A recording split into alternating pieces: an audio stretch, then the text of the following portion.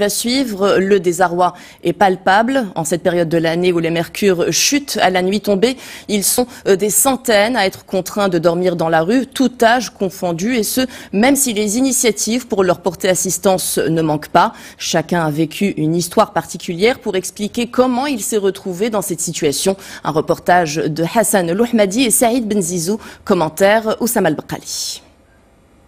Le peu de biens qu'ils possèdent sur le dos, ces personnes vivant dans la rue de Casablanca, pour diverses raisons, ont trouvé refuge sous ces tentes montées par la section Al-Fida de l'Association marocaine de l'éducation de la jeunesse.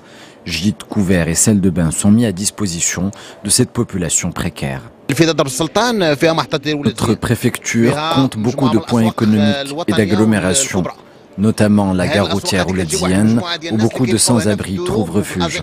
Nous essayons de raccompagner ceux qui ont un domicile ou de trouver un emploi à ceux qui en cherchent.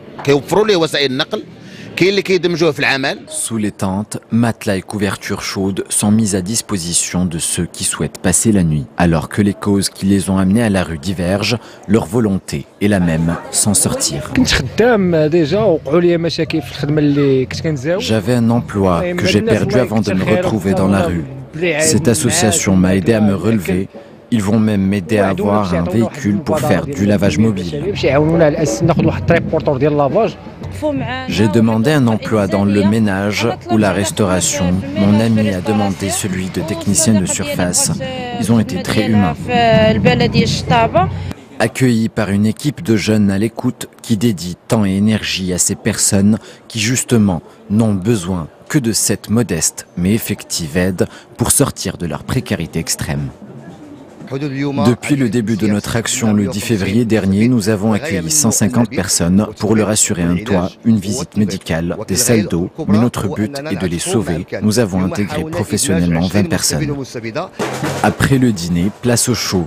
Rien de tel qu'un roulement de tambour pour réveiller la motivation et la joie chez ces personnes.